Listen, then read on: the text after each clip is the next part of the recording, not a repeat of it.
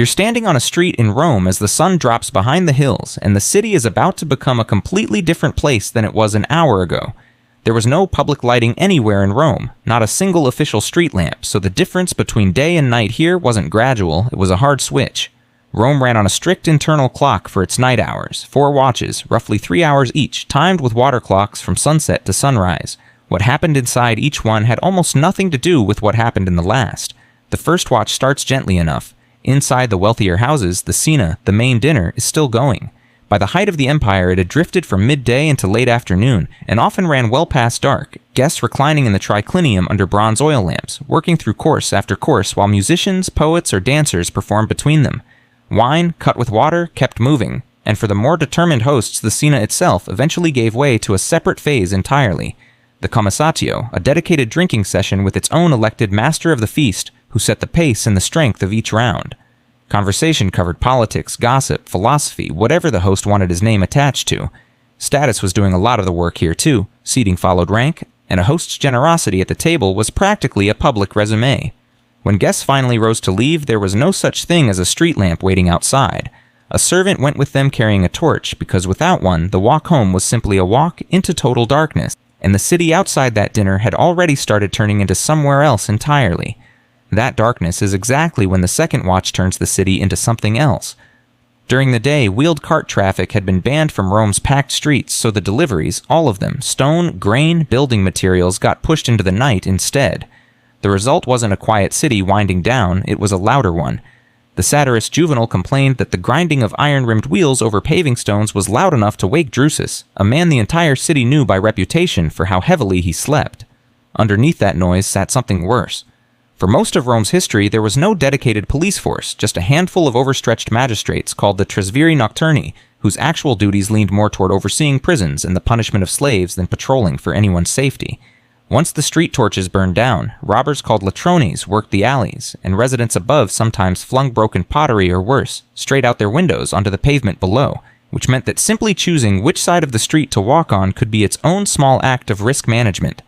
It was during this same stretch of night, sometime around the second watch, that Rome came closest to actually losing its government. On the 6th of November, 63 BCE, a group of men gathered after dark at the house of Marcus Porcius Laeca on the street of the Scythe Makers.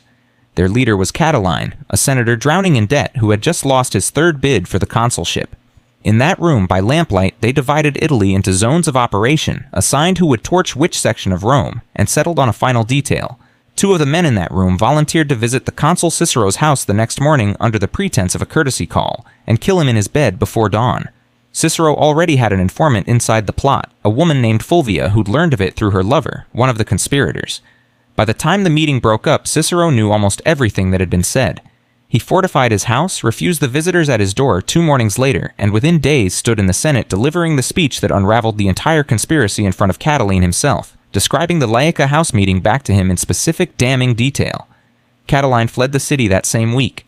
All of it, the planning, the zones, the assassination order, had been decided in a single room, in the middle of a single Roman night.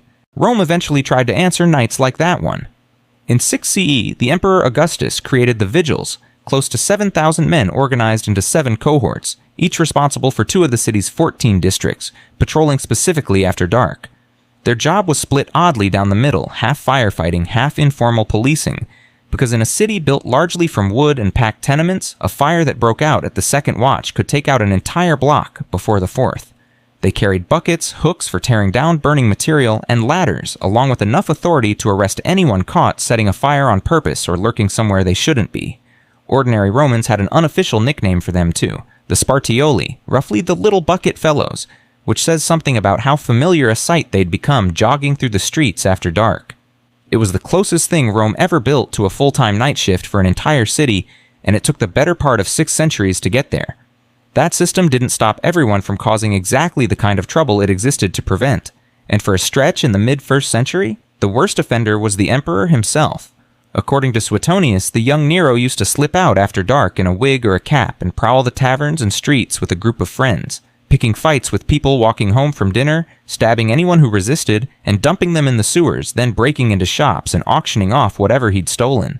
It caught up with him once, badly. A senator he'd assaulted in the street, not recognizing the disguised emperor underneath him, beat Nero to within an inch of his life. After that, he kept going out, but with tribunes trailing him at a careful distance, unofficially, in case anyone else's fists landed before they realized whose face they were hitting. By the third watch, past midnight, the city had emptied into its most private hours, and that privacy is exactly what made certain groups nervous. The Bacchanalia, nighttime rites honoring Bacchus, had spread fast through Italy by the early 2nd century BCE. They'd started small, women-only gatherings held 3 times a year, but by the time they caught the Senate's attention, men had been admitted too, and the meetings had grown far more frequent, far less controlled. It was specifically their nocturnal, closed-door nature that alarmed Roman lawmakers.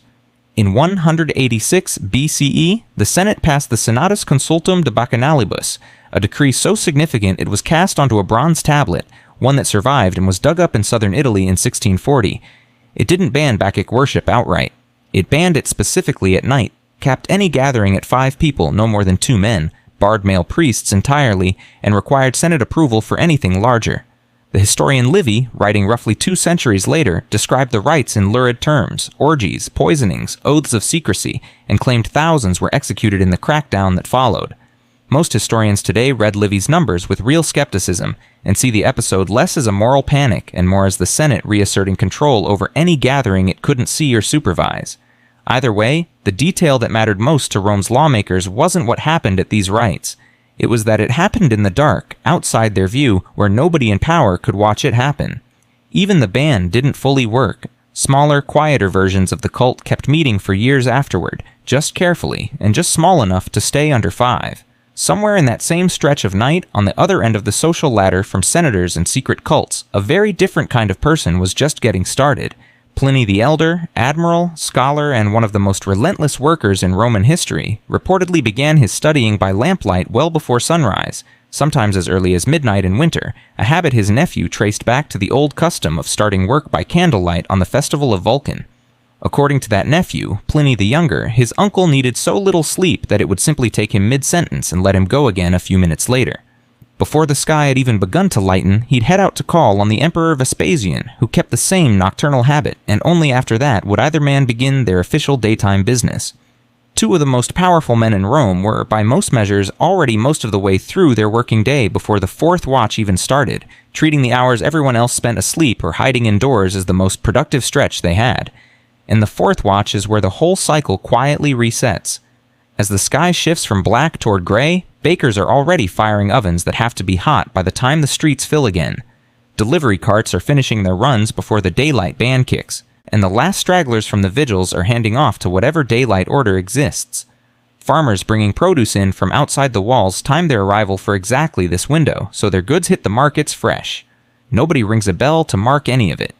The night simply runs out of hours, the lamps get put out one by one, and Rome goes back to being the city everyone assumes it always was. 4 watches, and almost nobody in the city experienced them the same way twice. A senator plotting a coup by lamplight in a room on the street of the scythe makers. A scholar who treated the hour before midnight as his most productive stretch of the day. A cult meeting in secret because meeting in daylight was never really the point.